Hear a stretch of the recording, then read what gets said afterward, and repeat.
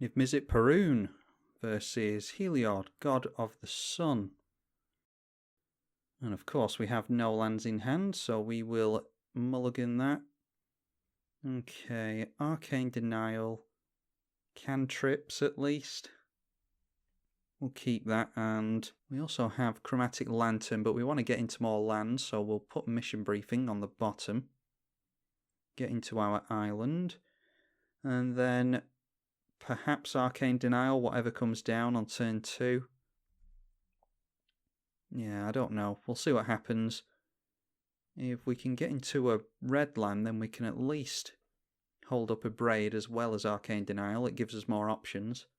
Okay, Reflecting Pool will give us more red mana when we actually get into red mana. So, as of right now, it just taps for blue.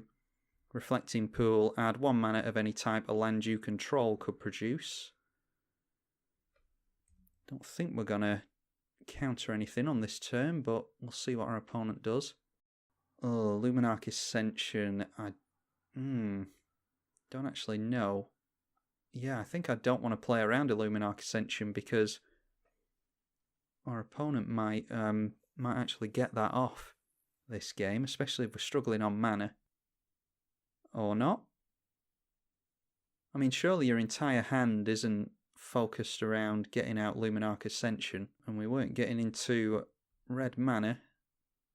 Yeah, a couple of turns we were getting into red mana, Chromatic Lantern, and maybe a Braid. Yeah, well, on to the next one.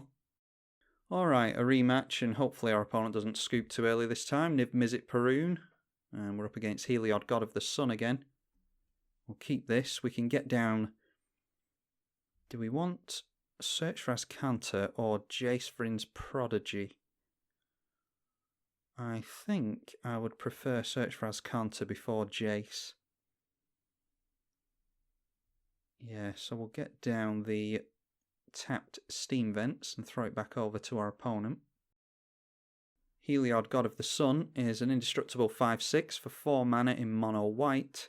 You need Devotion to white of 5 or more in order for it to become a creature. Gives other creatures vigilance, and then for 4 you can create a 2/1 cleric enchantment token. Niv Mizzet Parun is 3 blue and 3 red for a 5/5 flyer. Can't be countered. Whenever a player casts an instant or sorcery spell, we draw a card, and whenever we do draw a card, we can ping something for 1. Now let's get down our search here. And then we might be seeing a Heliod next turn. Unfortunately couldn't hold up the exclude because we didn't have enough mana. Our opponent has accelerated, so if they get down a land drop now, then we are looking at a Heliod. Yep. So most likely Heliod coming down here. And they certainly are getting their God Commander down. With Search for Azcanta, we can reveal the top card of our library and decide whether to bin it or not. Torrential Gearhulk. I mean, we're a long way away from that. We're just going to have to bin that, I think. Okay, Mission Briefing is kind of a Torrential Gearhulk. We'll just get down an island. And do we want Jace Vryn's Prodigy or Exclude? I mean, they have quite a bit of mana. Yeah, I think I just want to hold up Exclude here. Exclude is counter a creature spell and draw a card. If they get into a 5th mana, they might be able to get out something fairly big. Flying Vigilance and Lifelink. Yeah, we can bolt that. Yeah, so maybe it's always good in hindsight. We could have got down Jace Vryn's Prodigy and then got in for Lightning Bolt. I was worried about our opponent getting down a big creature there. They may still have a big creature in hand. We'll get down the Lightning Bolt on that thing. And then we can Mission Briefing to recast the Lightning Bolt if we want to. See what we get with the search here. Fire Diamond. Do I want Fire Diamond? Are we just going to hold up Counter Magic this whole game? We'll put it in the graveyard. I'm just going to play slowly. We also want to get into 3 red sources, of course, because Niv Mizzet Parun does cost 3 red. But we want as many islands as possible because we have the Vidalcan Shackles, which cares about the number of islands we have. That's an artifact that can tap and gain control of a creature where the power is equal to or less than the islands that you control. Yeah, I don't care about that. I think our opponent's playing around counter magic here. They can have that. I'm not even going to bother with a mission briefing here because it is out of range of our lightning bolt. So that's a couple of instances in which we could have gotten down Jace. Okay, Impulse we do not want to bin. That's at least something we can do at the end of our opponent's turn. Now we get down Jace because we can Impulse and Exclude. We could have flipped over Jace quite a while ago if we'd played it, but we didn't know what was in our opponent's hand. I wonder about... Okay, well, we at least get a Path to Exile out of our opponent's hand. Yeah, I don't really care about... I mean, we can't counter that anyway, but I wouldn't counter it if we could. I don't really care about keeping hold of Jace. I'm just going to hope from the Impulse that one of the top 4 cards of our library is a Mountain. Oh, actually, we can go for a Mountain off of the Path to Exile, so yeah, that works out fine. Yeah, I will trade a Jace for mana fixing. That's fine with me. So we can seriously consider Niv Mizzet Parun next turn if we want to. Okay, a Ajani Goldmane. We cannot counter. They might minus a Ajani to put a counter on this thing, though. I mean, I don't really know if I'm all that worried about a Ajani Goldmane. They can get an avatar token out pretty quickly with that. Yeah, we'll see. We'll see what we get off this Impulse. And the Basilica Guard's not swinging in. There was actually no reason... Oh, it has Defender, that's why. Can't swing in if it has Defender. Okay, at the end of our opponent's turn, we'll go for the Impulse. See if we can get anything going here. We have Counterspell. Yeah, let's grab the Counterspell there. And then Mystical Tutor, we don't want to bin. We'll keep hold of that. Now, I don't want to get out Niv Mizzet Parun yet, I don't think. Yeah, I think we'll hold up Mission Briefing for Impulse to ensure that we get a land drop next turn. Because I want to play Niv Mizzet Parun with Counter Magic backup. That'll be 3 and then 6. Yeah, so just one more land and we'll be able to do that. Okay, Smothering Tithe. Yeah, really don't want our opponent to have a Smothering Tithe. But I also want to get down Niv Mizzet with Counterspell backup. I'm going to allow that in and just hope that our opponent in mono white doesn't have much in means of card draw. Yeah, we're going to draw a lot of cards in this deck, so Smothering Tithe is going to be really good for our opponent. And that does animate Heliod, so Heliod's going to be able to deal some damage to us now. I think a Telekinesis might be good in this deck, actually. I think that's 1 blue for an enchantment, and you can... all your opponents play with their hands revealed. We definitely have been able to see if our opponent has a swords for us to worry about, or any kind of Oblivion Ring, something like that. So let's go Mission Briefing. Okay, Sky Diamond can go in the bin, and Island can go on top. Then we Impulse. Or do we need to Impulse now that we know an island's on top? Why don't we Lightning Bolt the Ajani so that our opponent can't get the limit break off on that next turn? Yeah, that's one less thing for us to worry about. I don't know what we'd do against a massive creature if we don't get into bounce effects. We could go for a bounce effect off the Mystical Tutor now that I think about it. And we don't want to put that island into the graveyard. What we in fact want to do. Yeah, we're not going to pay the 2 for this Smothering Tithe either. play the island and then go in for Niv Mizzet Parun. And now we've got Counterspell and Mystical Tutor held up. And no matter which one of those we decide to cast, we'll be able to draw a card and ping something. Now every time we draw a card from Niv Mizzet, we're going to give our opponent more mana with Smothering Tithe, but they only have 4 cards in hand, and white is the worst colour for drawing cards, so I'm hopeful that our opponent will burn through their hand pretty quickly. And then the mana from Smothering Tithe will only allow them to top deck effectively. Be able to play any card that they draw into, really. Which there's an element of luck to. Okay, Mana Vault we will let through. We want to get rid of the Ajani Goldmane next turn as well. Or as soon as we can, because the longer it stays out, the longer it's going to be a problem. And also it's helping to animate Heliod currently. This looks like a pretty big spell. Cradle of Vitality. Whenever you gain life, you can pay 2. And put a plus counter on a creature for each 1 life you gained. Am I going to regret leaving that in? I mean, we can go for Mystical Tutor for a bounce effect. So, yeah, we'll just let that come down. Might go for Cyclonic Rift off the Mystical Tutor. I dare say our opponent might scoop to that, actually. So I don't know if that's the best idea. Yeah, a Cyclonic Rift. They could go for, with 3 lands that they've got. Okay, Ajani's Pridemate, they can't pay for the Extort on that because they put their white mana into the Pridemate.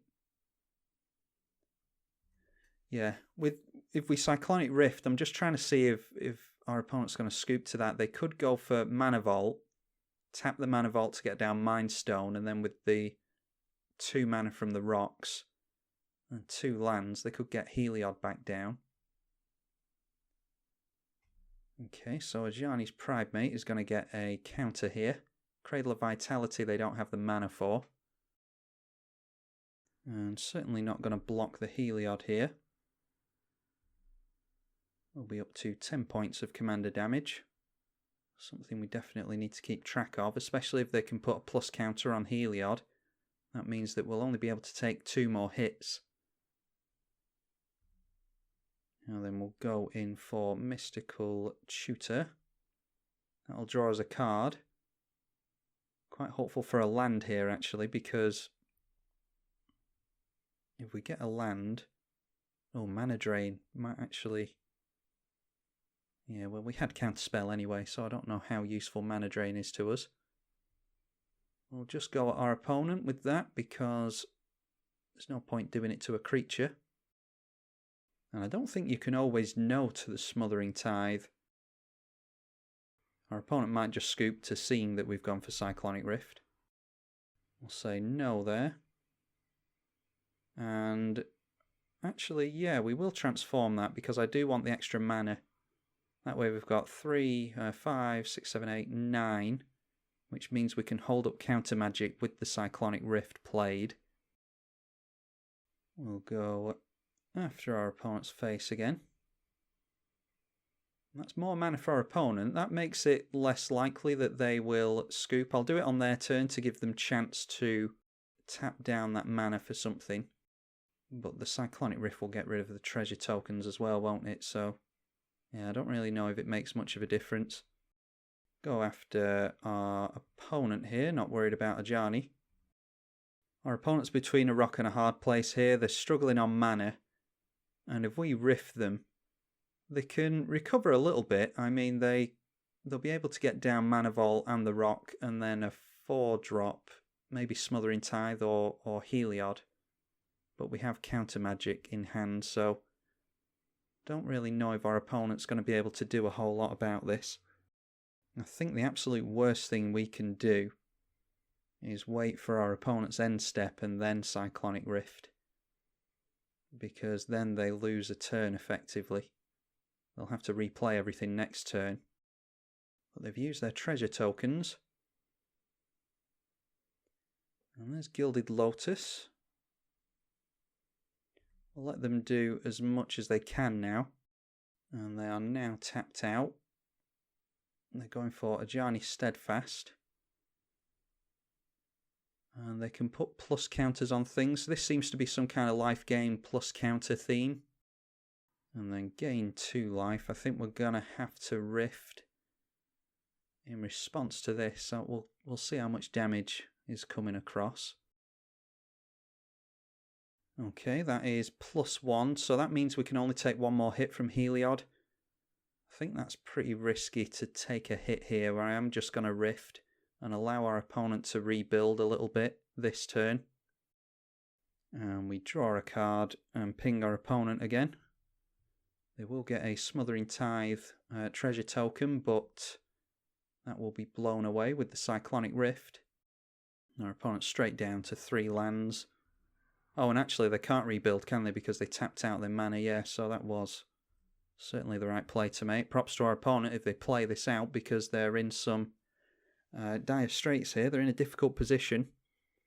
Missing their land drops hasn't done them a whole heap of good. I'm surprised they didn't get out that Cage Sun, actually, because, well, maybe they couldn't afford it. I don't think they could untap their mana vault, could they? We get into another land. We definitely, in any control build, you want to make all of your land drops. How many are we on now? 5, 6, 7, 8, 9, and our 10th one on turn 9, so we haven't missed a land drop. I think we can always yield to the ping there. And yeah, just go in at our opponent. Probably just activate the Azcanta. That is 3 mana. Look at the top 4 cards of your library. Reveal a non-creature, non-land. Put it into your hand. The rest go on to the bottom. And our opponent seems to be playing it out, so props to him for that. Not going to bother countering anything because, I mean, we've pretty much got this game sealed up, I think. I'm not trying to patronise my opponent. I just want them to have at least half a chance of playing Magic. They get down Smothering Tithe here. Yeah, that's fine.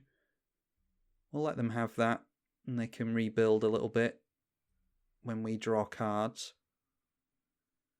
We'll draw a couple of cards from the Electrolyze. Could have done that in response, actually, but I'm intrigued to see if our opponent can come back from this. Look at the top 4 cards of our library. We'll take a Brainstorm. That is fine with me. Keranos goes to the bottom. How about we Brainstorm now? See if we want to draw into anything off the top with Electrolyze. Or we could shuffle it away with the Misty Rainforest. Rhystic Study isn't awful. Wish you could always no to the Smothering Tithe. Much more Smothering Tithe triggers, showing off just how good the Tithe is. Okay, we'll put... Exclude has done absolutely nothing this game, so we'll throw that on top. Ping our opponent 3 times. We drew 3 cards from the Brainstorm, that's why that is activated. And then 3 Smothering Tithes. Say no 3 times to that. And then we'll shuffle the cards that are on top because we don't care about any of those. Get ourselves a Volcanic Island. And then instead of the Electrolyze, we'll go in for Fact or Fiction. This doesn't draw us cards. I don't think it draws us cards. No, we just put cards into our hand. We will draw a card from casting an instant, though. And look how good Smothering Tithe is. Our opponent's up to 5 tokens already. Definitely no to that. And a bunch of lands, a Treasure Cruise, a Chain Lightning. They shouldn't leave Treasure Cruise and Chain Lightning together. Yeah, I think we've got enough card draw. Yeah, we'll just go for the Chain Lightning from that. And then at the beginning of our turn, we'll draw a card, which is yet another Smothering Tithe and Niv Mizzet trigger. We'll get down our command tower for a little bit of red mana. And then how about a Rhystic Study, which will not trigger anything. Nice change of pace. Go for Preordain, scry 2 and draw a card, and we draw a card from Niv Mizzet again. And we'll see what we've got on top. Snapcaster Mage we will put on top, and the island can go on the bottom. And then we draw a card from the Preordain. Just a whole heap of Niv Mizzet, Parun and Smothering Tithe triggers. And we'll just discard some lands here. Oh, just one land we need to discard.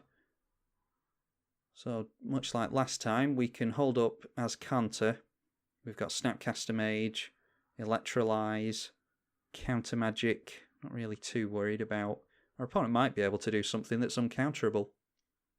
But they've got plenty of treasure tokens to play around with, so we've left our opponent in the game at least a little bit. Heliod comes down. We'll see if they want to pay for the Rhystic Study trigger. I mean, that's more of a toss-up than it normally is. I normally say always pay for the Rhystic Study trigger, but if they don't, we'll draw a card, and if we draw a card, they'll get more mana, so it's a little bit more of a decision to make than it normally is. Gianni's Pridemate coming down. See if they want to pay for it this time. Nope, they let us draw again, which means they get more mana. They've only got 3 cards left in hand. And then we will electrolyze that thing if they decide they want to try and gain some life, using all their treasure tokens here. Yeah, Gianni Goldmane. We'll let this come out. Oh, they paid for the Rhystic Study that time. In response to them gaining a life with a Gianni Goldmane, we will electrolyze the Pridemate. And we'll get a couple of card draws here. And that means that we're swinging in for lethal next turn with Niv Mizzet Parun. Oh no, it doesn't, because they're going to gain some life here, but we've got Chain Lightning anyway, so we've got it next turn by the looks of it. And down comes a Gianni Steadfast. And our opponent is up to 5 devotion again, thanks to the Ajani Steadfast coming down, but it doesn't have haste, so they can't gain life with that. And we would definitely counter a Lightning Greaves anyway. I think my opponent and myself are just having a bit of fun here, so just for the fun of it, we'll go for the Search for Azcanta. Or the Azcanta, the Sunken Ruin. We'll get Fabricate. And put the rest back in any order. Okay, we'll put our opponent out of their misery. Props to our opponent for playing this out, by the way. This has been a pretty miserable game. They were unlucky with their mana, I think.